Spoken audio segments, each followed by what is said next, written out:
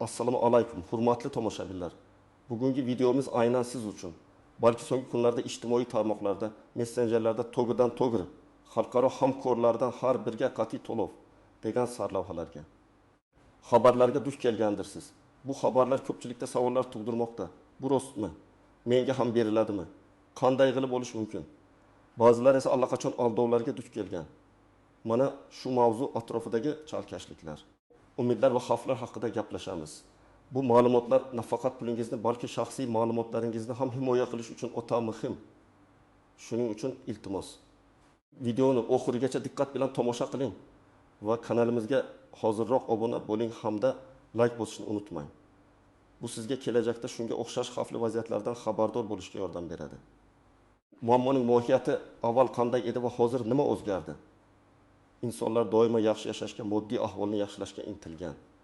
Qachonlardir har qanday moliyaviy qiyinchiliklar zamonida odamlar yordam izlab har xil tashkilotlarga murojaat qilishgan. Qadimdan qalblar ham shu odamlarning ishonchidan, umididan foydalanib kelishgan.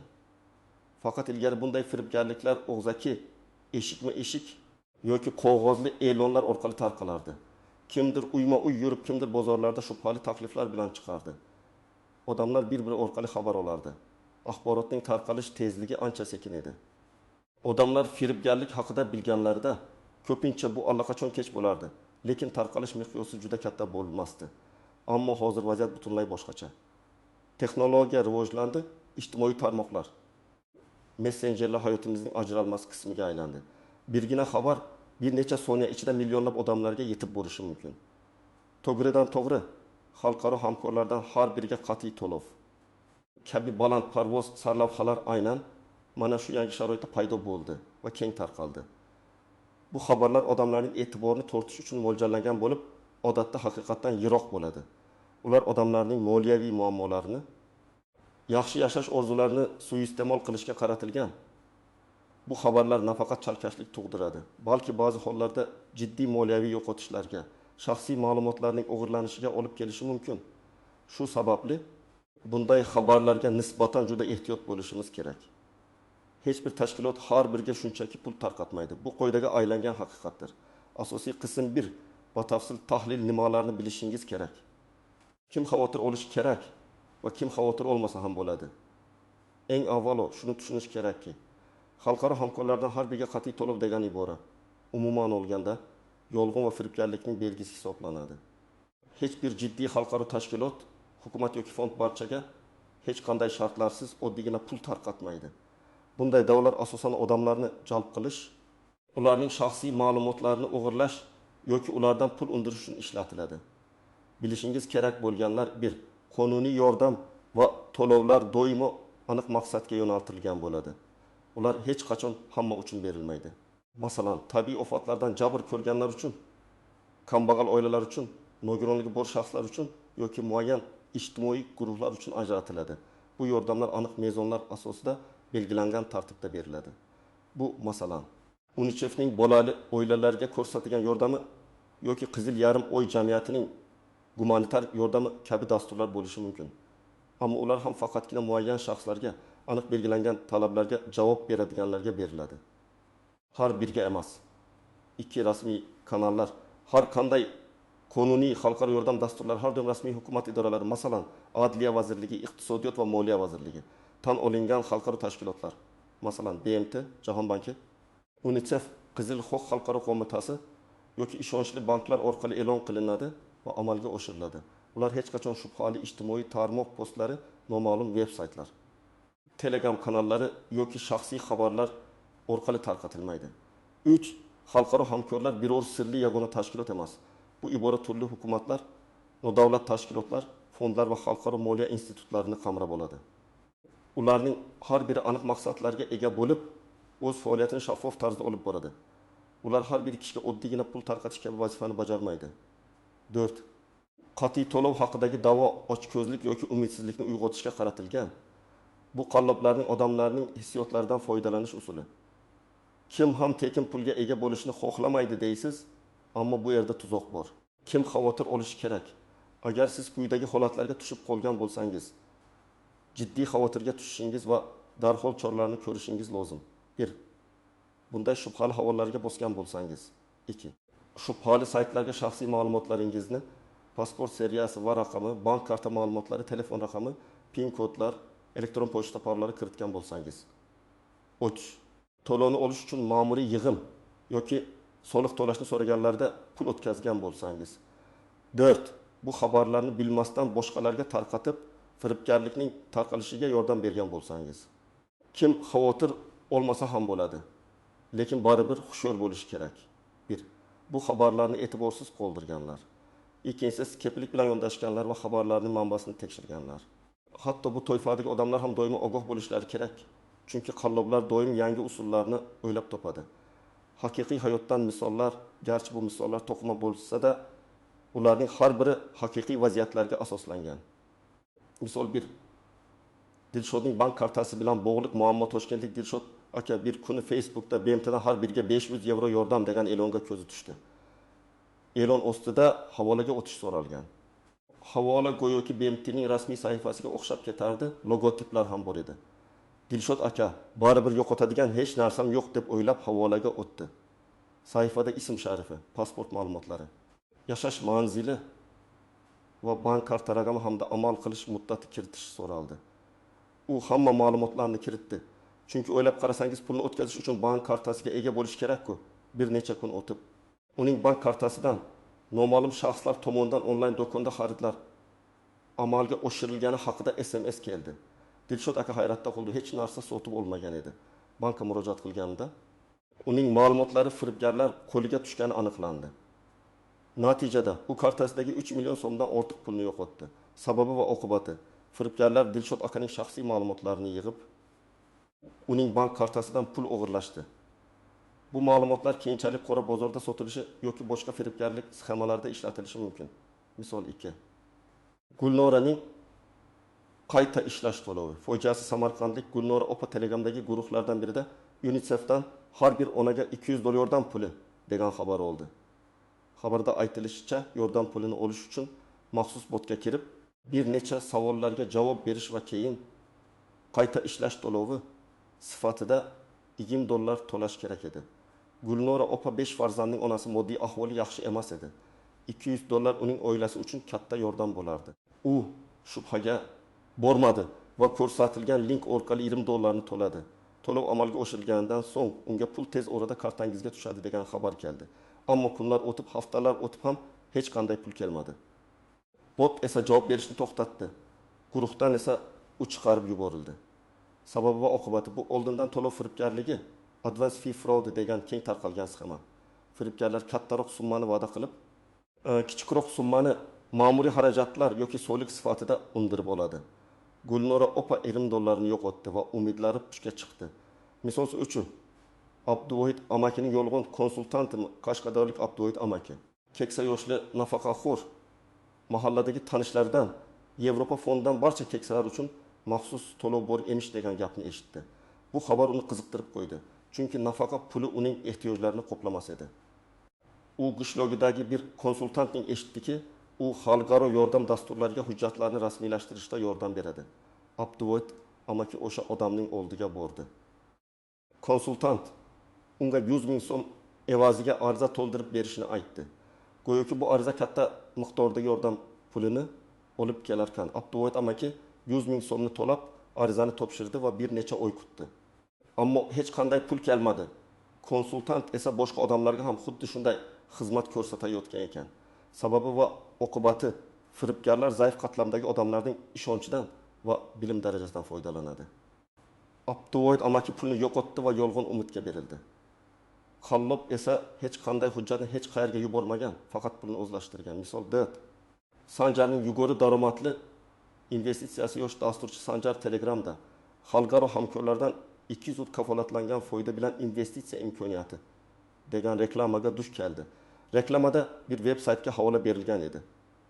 U yerda yuqori daromadli investitsiya platformasi haqida ma'lumotlar bor edi. Sanjar dastlab $10 investitsiya qildi.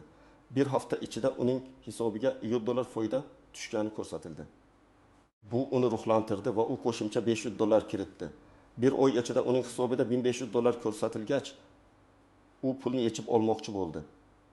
ammo pulni yechish uchun komissiya to'lovi talab qilindi. U bu to'lovni ham to'lagandan so'ng platformaga kirish imkoni yo'qoldi, sayt esa faoliyatini to'xtatdi. Sababi va oqibati. Bu Ponzi sxemasi yoki yuqori daromadli investitsiya firibgarligi. Hayyepi. Firibgarlar kichik summani qaytarib berib, katta mablag'ni jalb qiladi, keyin esa qo'yib bo'ladi. Sanjar ham pulini ham vaqtini yo'qotdi. Misol 5. Haqiqiy.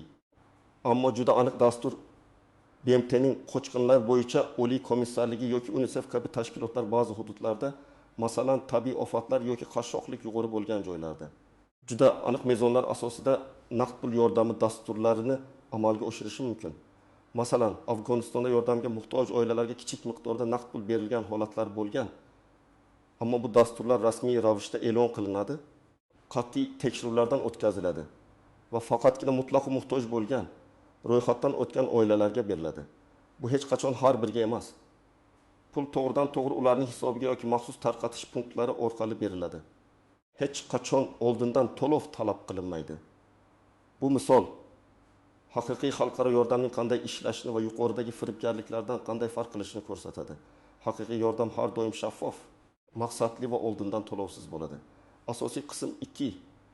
Qoidalar, istisnolari, tuzoqlar va noaniq nuanslar yuqorida aytganlarimni eshitib, demak, umuman xalqaro hamkorlardan hech qanday pul kelmaydimi degan savol tug'ilishi tabiiy. Javob kelishi mumkin. Ammo ular yuqorida muhokama qilingan hamma uchun to'lov kabi emas, balki juda aniq shartlar va cheklovlar bilan bog'liq bo'ladi. Qonuniy xalqaro to'lovlar yoki yordamlar mavjudmi? Ha, lekin ular juda aniq va shartli. Bir gumanitar yordamlar, tabiiy ofatlar, zilzila, suv toshqini, qurg'oqchilik yoki harbiy mojarolar sodir bo'lgan hududlarda xalqaro tashkilotlar gumanitar yordam ko'rsatishi mumkin. Bu ko'pincha oziq-ovqat, suv, dori-darmon, boshpana kabi moddiy yordam bo'ladi. Ba'zi hollarda juda cheklangan miqdorda naqd pul yordami ham berilishi mumkin, lekin u har doim rasmiy xalqaro nodavlat tashkilotlar orqali qat'iy ravishda tasdiqlangan eng muhtoj beneficiarlarga va oldindan aniq belgilangan mezonlar asosida beriladi. Masalan, BMTning qo'chqinlar bo'yicha agentligi UNHCR qo'chqinlarga yashash uchun minimal darajada naqd pul berishi mumkin. Lekin bu o'z-o'zidan emas, balki qo'chqinlik statusiga ega bo'lgan, rasmiy ro'yxatdan o'tgan shaxslarga beriladi. 2. Xorijdan pul o'tkazmalar, remittancelar bu xalqaro hamkorlardan to'lov emas, balki sizning chet elda ishlayotgan qarindoshlaringiz yoki do'stlaringiz tomonidan yuborilgan shaxsiy mablag'lar. Bu qonuniy va keng tarqalgan holat, ammo bu hamma uchun emas, balki aniq bir shaxsga yo'naltirilgan. 3. Grantlar va loyihalar, xalqaro fondlar yoki tashkilotlar, ilmiy tadqiqotlar, biznes loyihalarini qo'llab-quvvatlash, ta'lim, atrof muhitni muhofaza qilish kabi aniq yo'nalishlar bo'yicha grantlar ajratish mumkin. Bunday grantlarni olish uchun siz ariza yuborishingiz, loyiha taklif qilishingiz, tanlovlardan o'tishingiz va qat'iy talablarga javob berishingiz kerak. Bu ham faqatgina muayyan shaxs yoki tashkilotga beriladi. Hech qachon har biriga emas. 4. Stipendiyalar, xalqaro universitetlar yoki fondlar talabalarga chet elda o'qish uchun stipendiyalar ajratishi mumkin. Bu ham talabgorlarning akademik ko'rsatkichlari, ehtiyojlari va boshqa mezonlar asosida tanlab olinadi. Har bir holatda asosiy xususiyat to'lov har doim maqsadli, doimiy rasmiy kanallar orqali, hech qachon hamma uchun emas va hech qachon oldindan to'lov talab qilmaydi. Tuzoqlar bilan phishing havolalari, phishing links. Firibgarlar ko'pincha siz ishonadigan tashkilotlarning, masalan, banklar, davlat idoralari, xalqaro tashkilotlar rasmiy saytlariga o'xshash, ammo kichik farqlarga ega bo'lgan soxta veb saytlar yaratishadi. Masalan, unicef.org o'rniga unicef.info kabi. Bu havolalarga bosish shaxsiy ma'lumotlaringizni o'g'irlashga olib keladi. 2. Ijtimoiy injineriya, social engineering. Firibgarlar odamlarning ishonchidan, qo'rquvlaridan, ochko'zligidan yoki umidsizligidan foydalanadi.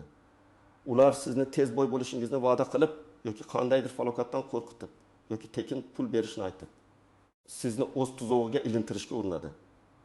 Masalan, vaziyatingiz qiyinligi haqida ma'lumot oldik, sizga yordam berishga tayyormiz kabi xabarlar yuborishadi. 3. Shoshiltirish taktikasi. Faqat hozir vaqt cheklangan. Darhol harakat qiling, aks holda imkoniyatni qo'ldan boy berasiz kabi iboralar odamlarni o'ylamasdan qaror qabul qilishga majburlaydi. Bu firibgarlarning sevimli usullaridan biri. Dard soxta guvohliklar. Firibgar saytlarda yoki postlarda mana men $1000 oldim, siz ham oling kabi soxta baxtli mijozlarning sharhlari yoki fotosuratlari joylashtiriladi. Bu sizni ishonch hosil qilishga undaydi. Aslida bu odamlar umuman mavjud emas yoki ularning fotosuratlari internetdan olingan bo'ladi. 5. Ma'lumotlarni yig'ish, data harvesting. Ba'zi firibgarlar sizdan pul undirishni emas, balki shaxsiy ma'lumotlaringizni, ism, familiya, tug'ilgan sana, pasport ma'lumotlari, yashash manzili yig'ishni maqsad qiladi. Bu ma'lumotlar keyinchalik sizning nomingizdan bankdan kredit olish, boshqa firibgarliklarda foydalanish yoki qora bozorda sotish uchun ishlatilishi mumkin. Noaniq nuanslar. 1. Haqiqiy tashkilotlar nomidan soxta veb-saytlar. Ba'zida firibgarlar haqiqiy xalqaro tashkilotlarning nomini, logotipini va hatto qisman matnini o'g'irlab o'z soxta saytlarida foydalanishadi.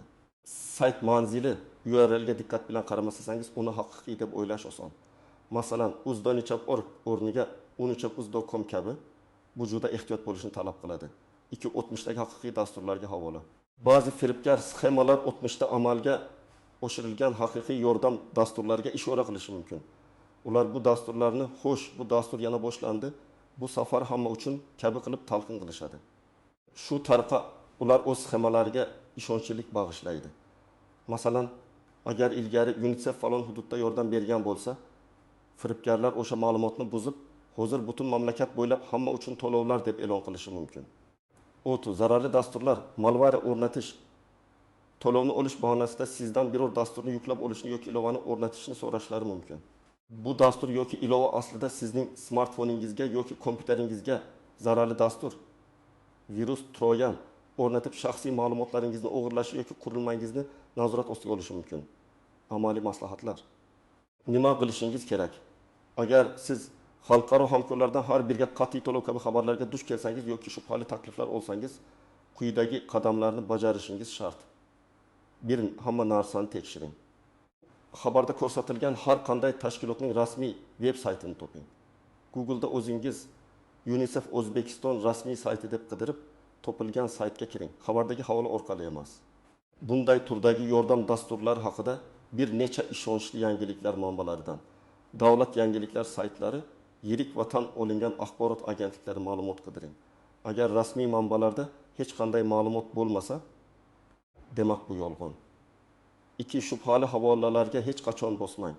Hech qanday holatda, ayniqsa sizga real bo'lmagan daromad yoki to'lovlarni va'da qiladigan havolalarga bosmang. Agar bosib qo'ygan bo'lsangiz ham hech qanday ma'lumot kiritmang. 30. Shaxsiy ma'lumotlaringizni hech qachon bo'lishmang. Bank kartangizning to'liq raqami, amal qilish muddati, orqa tomonidagi CVV/CVC kodi, PIN kodlar, elektron pochta parollari. Bir martalik SMS kodlar, pasport ma'lumotlari yoki boshqa har qanday shaxsiy ma'lumotlaringizni tasdiqlanmagan shaxslar yoki veb-saytlarga mutlaqo bermang. Hech bir rasmiy tashkilot sizdan bunday ma'lumotlarni so'ramaydi. 4. Oldindan to'lov talab qilinmasligi kerak. Yodda tuting, qonuniy yordam dasturlari yoki grantlar hech qachon sizdan pulni olishdan oldin ma'muriy yig'im, soliq yoki komissiya kabi narsalarni to'lashni so'ramaydi. Agar shunday talab qo'yilsa, bu isboti firibgarlikdir. 5. Shubhali faoliyat haqida xabar bering. Agar siz firibgarlik harakatiga duch kelsangiz, darhol o'zingizning banklaringizga xabar bering. Shuningdek, huquqni muhofaza qilish organlariga, Ichki ishlar vazirligining kiberxavfsizlik bo'limiga murojaat qiling. Ularga firibgarlik haqida batafsil ma'lumot bering. 6. O'zingizni va boshqalarni xabardor qiling. Bu videoni do'stlaringiz, oila a'zolaringiz va hamkasblaringiz bilan baham ko'ring. Barcha xabardor bo'lishi muhim, ayniqsa keksa yoshdagilar va internetdan kam foydalanadiganlar. Agar siz allaqachon bosgan bo'lsangiz yoki ma'lumotlaringizni baham ko'rgan bo'lsangiz, nima qilish kerak? 1. Darhol parollaringizni o'zgartiring. Barcha muhim akkauntlaringiz, elektron pochta, ijtimoiy tarmoqlar, bank ilovalari parollarini zudlik bilan o'zgartiring. Kuchli va noyob parollardan foydalaning. 2. Bankingizga murojaat qiling. Agar bank kartasi ma'lumotlaringizni kiritgan bo'lsangiz, darhol bankingizga qo'ng'iroq qilib, kartangizni bloklab qo'ying va keyingi harakatlar bo'yicha maslahat oling. Bank hisobingiz va kredit hisobotingizni monitoring qiling. Bank hisobingizdagi barcha operatsiyalarni diqqat bilan tekshirib boring. Agar sizga kredit berganligi haqida xabar kelsa, uni o'zingiz olmagan bo'lsangiz, darhol bankka va huquq tartibot idoralariga xabar bering. 4. Huquqni muhofaza qilish organlariga xabar bering. Yuqorida aytilganidek, sizga qilingan firibgarlik haqida politsiyaga yoki kiber xavfsizlik xizmatiga xabar bering. Bu sizning ma'lumotlaringizdan kelajakda boshqa jinoyatlarda foydalanishning oldini olishga yordam beradi. Xulosa va yakuniy chorlov, hurmatli do'stlar. Bugun biz to'g'ridan to'g'ri xalqaro hamkorlardan har biriga qat'iy to'lov degan xabarlarning asl mohiyatini tahlil qildik. Xulosa shuki, bunday umumiy va'dalar deyarli har doim firibgarlikning belgisi hisoblanadi. Hech kim shunchaki sababsiz hamma uchun katta miqdorda pul tarqatmaydi. Sizning hushyorligingiz va ma'lumotli bo'lishingiz eng yaxshi himoya vositasidir. O'zingizni, yaqinlaringizni va moliyaviy barqarorligingizni bu kabi tuzoqlardan himoya qiling. Umid qilamanki, ushbu video sizga foydali bo'ldi. Siz ham bunday firibgarliklarga duch kelganmisiz? Qanday holatlarda? Iltimos, o'z tajribangizni va fikrlaringizni izohlarda yozib qoldiring. Bu boshqa odamlarning ham ogoh bo'lishiga yordam beradi. Videoni like bosing va kanalimizga obuna bo'lishni unutmang. Shunda kelgusida ham shunga o'xshash muhim va dolzarb ma'lumotlarni o'tkazib yubormaysiz. Kelgusi videolarda ko'rishguncha.